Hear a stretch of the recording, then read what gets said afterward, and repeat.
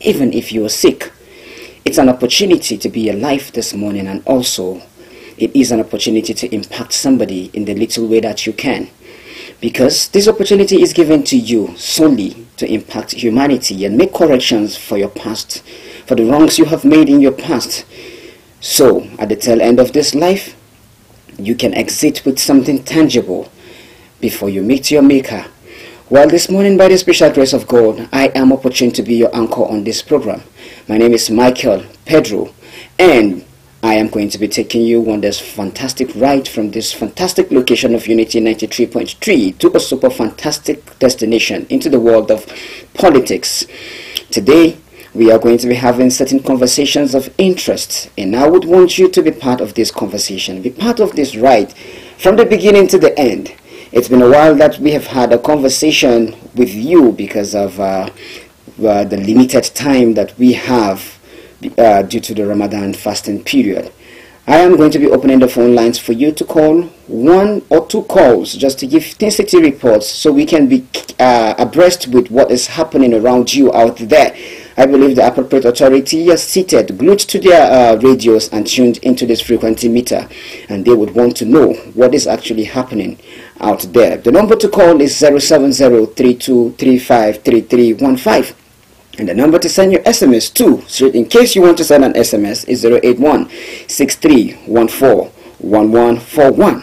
The number to call, 070-3235-3315, is the number to call in and give your submissions and intensity reports this morning. Let's know if some of those demands that we have made in the past have been given due consideration, if you have seen signs that something has been done about your demands all this while. Good morning. Thank you very much. All right, Mr. Adewumi, you're welcome this morning. Thank you very much. Happy Ramadan to every Muslim faith. And I wish them a happy, wonderful Salah celebration. Thank you. Mr. Pedro, my take this morning is on the Faringada road. We do this Faringada road, we will not keep silent about it, because the rain is about to commence. And it's a road that we always fly on daily basis. And we know of what we are passing through on that road. That was why we were complaining always to see that this is temporary work we done along the Faringada road. You understand? And even the portals, you see pockets of portals coming from the ring road close to the Faringada. If the local authorities are listening, they can help us to fix those places, even if it's a temporary work. We are educated, it's a federal government road, but let them help us to do it. And we are still calling on the Zororo. I will not stop talking about the Zororo junction. Let there be a traffic light. You understand? It's just, I think it's just a little wiring also. Because the light is still there, the traffic light has already been mounted. You understand? And for the zebra crossing, those are the major things that always call on. You see that the people are done. So that the people can enjoy at the grassroots level. You know the governor is a listening governor, he's doing well. And we love the governor. And we are still begging for this Faringada road to be fixed. Thank you, and God continue to bless you for your studio. Thank you, Mr. Adewumi. Thank you for that wonderful contribution. Actually, that road is long overdue. Like you rightly said, it is a federal government road. But the fact that it is this dilapidated, this bad, I think the state government should do something about it just to make it motorable for the people that ply that road every day. Good morning. Hello, good morning, sir. Good morning. Your name and where you're calling from? Thank you, sir. My name is Dama Sauransu, sir. All right, Baba, you're welcome this morning. Thank you. God bless you too. Thank you very much about our road, sir.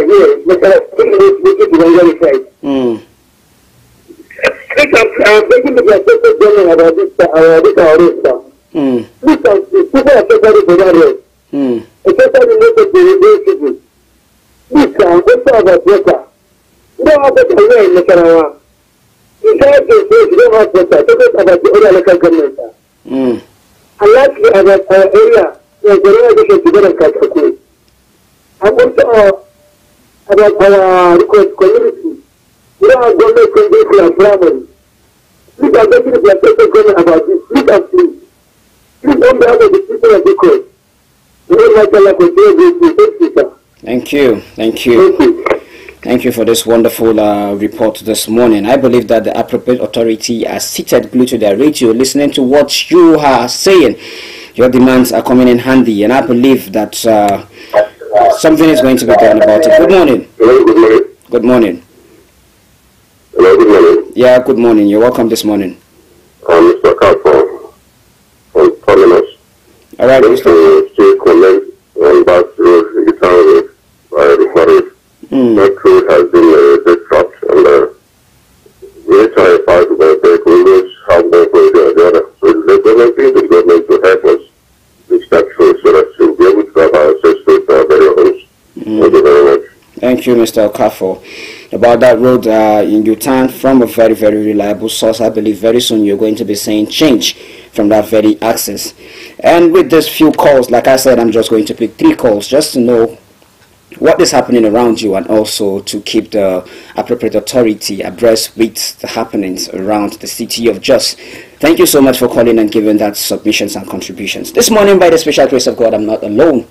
I am graced with the presence of one of our own, a voice that you have heard. I think last week he was here with us and gave a very wonderful analysis to the topic we had on that very day.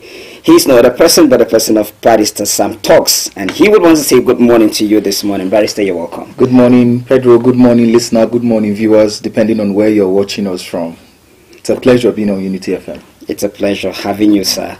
You're welcome this morning. All right, Barrister, without any much ado, there is a pressing issue that I feel we should look into this morning, and that is the issue of about 39 bills that have been passed, that have scaled the second reading, right? Yes. The House, the Green Chamber, the House of Representatives. Over the years, since the last 2 administrations, that is the 8th Assembly, in my observation, it seems as if the Greenhouse has been more proactive than the Red Chamber in terms of pushing of these bills. But interestingly, one of the bills that they are pushing recently is the bill that proposes that the removal of the immunity clause as provided by the Section 308 of the 1999 Constitution as amended. This bill, I just want you to tell us, is it possible for this bill to see the light of the day? And if yes, what would be the pros and cons of the removal of this very immunity? That's a very beautiful question, Pedro. I want to say that the word immunity is actually a media word. It is not there in the Constitution of the Federal Republic of Nigeria, especially Section 308. Yeah. It was just a couch by the media to try to communicate to the public what it means in terms of in the Constitution is clearly written restriction on legal proceedings against these categories of people, which include the governor, the deputy governor, the president, the vice president. I would say that I was privileged that my undergraduate thesis was on that particular section, and I would say that it derives its validity from the English law, which says that the king and its regent cannot do wrong. So that is how that cropped into our system. I would say that the truth of the matter is some of us agitated, even when we wrote on it, we agitated that should be removed from the Constitution because it cropped into our Constitution. And you know that largely the Constitution of the 1999 Constitution was written by very few people. Yeah. So I would say that they got that into because it's more like a monarchy system of government. You know, the English system of government, it was more like a monarchy. We have the Queen of England and the King of England, and that was how it cropped into our system. But looking at Nigeria as a society, I'd want to say that it is a step in the right direction. This is the first time some of the things that we've been agitating against or for in respect to the 1999 Constitution is coming to bear, just like you rightly observed. The Green Chamber seems to be more proactive in terms of alterations to the Constitution and also looking at issues that will bring general acceptability by the citizens. I would say that a lot of governors, a lot of deputy governors, and those who are actually involved in Section 308, most of them tend to, this kind of impunity Yeah. In respect to issues, you discover that a governor is dragging a land with someone. When he was not governor, the matter was probably not as it is when he became a governor. So I would say that personally, my personal view is that it's a step in the right direction, that this clause, this section of the Constitution should be expunged out of our Constitution, because we keep saying that the Nigerian citizens, the law is supposed to, the way we look at it, the law is for everybody. But you discover that how can you remove some few people to say that the law does not, restriction on legal proceedings is not supposed to be on them. That goes to say that there are some Nigerians and more Nigerians than others. Yeah, that's a very good statement that you've just made. So personally, I feel that is a step in the right direction, and that should be expunged out of our Constitution so that all citizens are equal. If the governor decides to shoot somebody illegally, that's why you see some of the impunity, even the sirens that you hear. It's only in this climate that you see that the governor is going, you want to clear everybody en route, cause confusion in every place. I would say personally that the removal of that section of the Constitution will go a long way, so that when the governor as an individual decides to perpetrate any kind of crime, he will be held responsible. Whether the governor, the deputy governor, the president, and the vice president. In my personal opinion, it's a step in the right direction. The cons is that once this is removed, one of the reasons why that portion of the Constitution is in our Constitution is that for it to make citizens not to bring frivolous court processes against the governor, so that he will not concentrate on doing the work of what he was elected to do. That was one of the reasons why that portion of the Constitution was brought into bear. But I would say that it's seemingly these people have abused the reason why that section was in our Constitution. So I would say that removing it will also help the governors and the deputy governors and those who are involved as far as that section is concerned to be more cautious in the way they handle their citizens, in the way they conduct their affairs, and in the way they also relate with other people. Because the law says that as you can wave your hands as far as you want, but let it not touch my nose. Actually, it means once it touches my nose, it means then you have done something illegal. You've gone beyond the limits of your rights. Yeah, the limits of your rights. So personally, I would say that it's a step in the right direction, and the National Assembly should quickly pass that, not just only that section 308. Look at all the other issues that are there in respect to the amendment. Yeah. All right. Just of recently, an elder statesman in the person of Olusegun Matthew Aremu Obasanjo made a statement about the state of our democracy, saying that the democracy is a copy and paste democracy, that we should have an African kind of democracy. And now, in the light of that very assertion he made, I want to ask a question. Even if this bill sees the light of the day, do you see its implementation? Do you think the implementation is possible? This is why I'm saying so. Today, there is too much power conferred on the president. If you look at the executive list as against the concurrent, you get to see that the president is like a demigod. Now, even if it happens that this bill sees the light of the day, do you think the president can be held responsible if he is found wanting? If yes, by who? If the Attorney General is being appointed, if the IGP is being appointed, if the president is the Grand Commander-in-Chief of the Armed Forces and what have you, how can this happen? Is it possible? Well, I would say, yes, in practice it's a different matter entirely, like you've rightly stated. He who plays the tune, plays the piper, dictates the tune. So most of the time, the Constitution, there are so many lacunas in the Constitution, because like I've earlier on observed that the 1999 Constitution was grossly written by few individuals, not the true reflection of the wishes and the yearnings of Nigerians. And I would also say that from what you have stated, I totally agree with the former president of Nigeria, Olusegun Obasanjo, who clearly stated that it should have an African touch. It should reflect our culture. It should also reflect the way we deal with people, even though we are copying it directly. has affected Nigeria in terms of development. Actually. Because, like you've rightly clearly stated, now if you're the one that have appointed the Attorney General of the Federation, you appointed most of the people, then you come, even the CGN, as the law, though it's an issue of checks and balances. But the problem is, like, most times a lot of people who have been in power, especially the presidents of this country, use that as a means of maybe political witch hunt of their opponents. So many things are embedded there. But I would say personally that the Nigerian constitution should reflect the yearnings and aspirations of Nigerians, rather than a few individuals who sat and scripted the constitution that we are currently using in this country. I would say that let it in USA specifically, you discover that even the courts, like the court of a state, there are courts that they are being elected by the citizens. So you can imagine if a citizen is electing the judge that will sit over its matters. It means it will go, even though Nigerians can manipulate some of these things to come to bear. But I would say that in US, in particular states in the US, it is the citizens that decide who becomes the judge of the state in respect by elections. So I would say that actually it has gone a long way to show how their democracy have thrived beyond what we are experiencing in Nigeria. So I would say that from what you've just rightly stated, I would say that let there be a system. It might not happen overnight.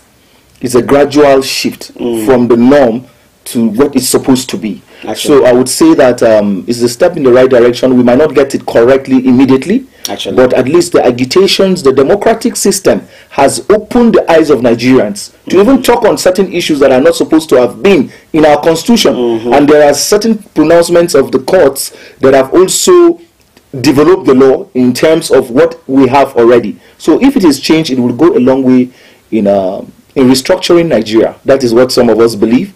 The amendments, in fact, the recent amendments that are being agitated by the National Assembly, I would say they are it's a good step in the right direction. Look at the powers that these people who are given this immunity clause or restriction on legal proceedings, as lawyers will say, look at what goes on even in terms of local government elections. There's so much powers ascribed to these people where there's no any. If you find out that probably in presidential, you find out that 10 local governments or 5 local governments were won by a different political party at the presidential or national assembly. Then you discover that when it comes to local government, they will say across the local government. So it shows that some of this power that these people have, it's so abused by the people who find themselves in that. There's some advisors will tell you when somebody was there, he did.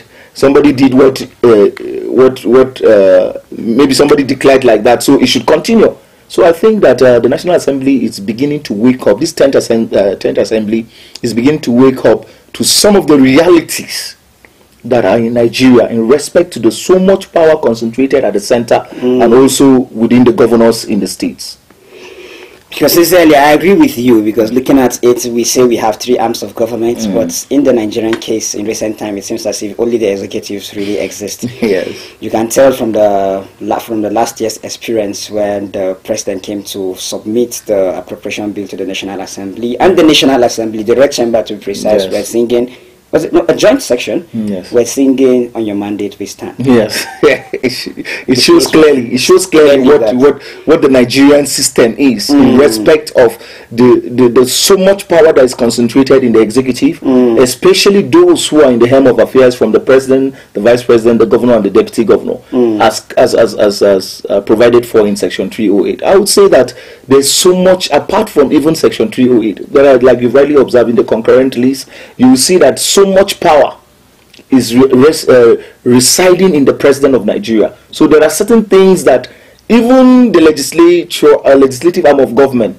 is trying to see how it will please the executive arm of government. And that is why you look at what played out in Rivers. It's a clear indication that they are trying to see how they can separate, in my personal opinion, they are trying to see how they can separate the 2 arms of government, the executive and the legislative. That is why that rancor was there. So if we have that kind of system, it would also caution the governors and also caution the legislature to be not to interfere or not to jump into somebody's duties. That will help in the doctrine of separation of powers. Actually, I agree with you.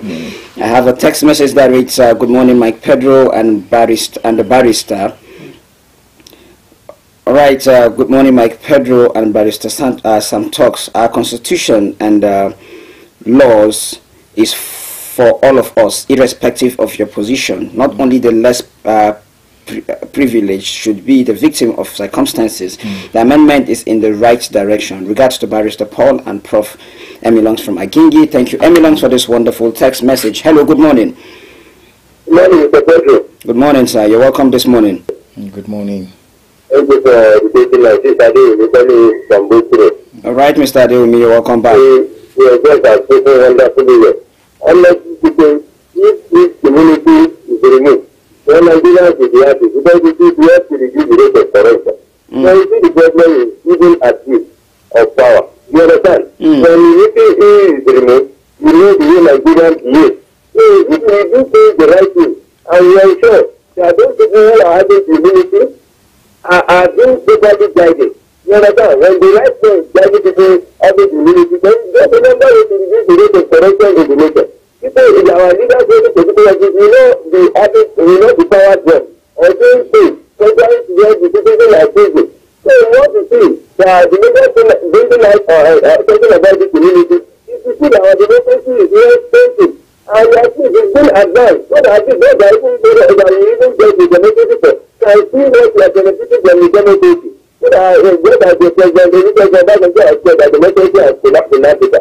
If we are going to go to what it's supposed to be, we realize the government is not considered by the people and for the people. And some people are being pursued for some particular reasons. Then we will not see development in the nation. And we will not see advancement of democracy. So we will not always do the reason, the very wonderful things the assembly are saying. I think Nigeria will be a great state.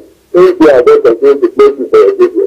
Thank you, Mr. Adeomi, for this wonderful input and contribution you just gave this morning. It's really appreciated. One of the bills that I actually that caught my interest is the bill that calls for the constitutional amendment, a bill that calls for the creation of constitutional rule for traditional rulers.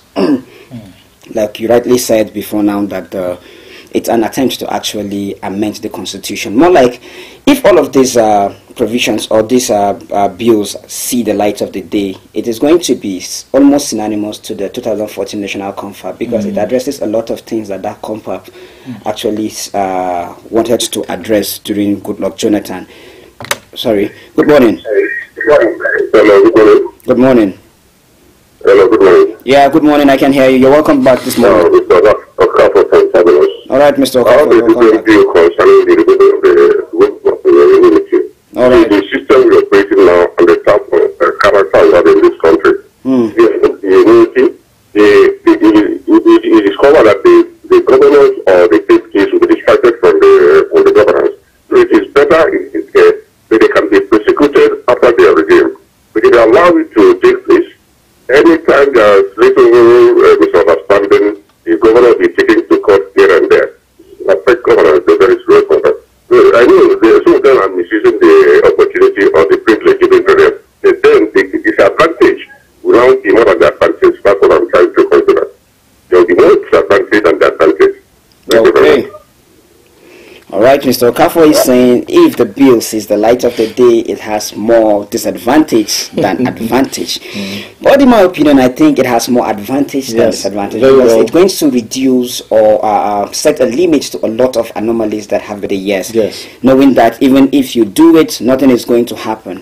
And then how many governors have actually assumed position after being elected and looked into past administration to call the governor, except in cases of witch hunting where they have personal beef or rancor in between them. Just to add quickly from what he has said, you know, the court process is a process itself. The fact that the governor is taken to court, the governor does not go to represent himself in court. He has other lawyers who will do that, and it can take a period of time before the matter is settled by the court. So I don't think it will distract them in any way. That's my personal opinion. Actually, yes. Actually, unfortunately, we are out of time. 30 minutes on this program is like 5 minutes, sincerely. The barrister would want to say his last words before we leave the studio. Barrister. I would want to commend the National Assembly for taking the steps to begin to amend our constitution so that the citizens of Nigeria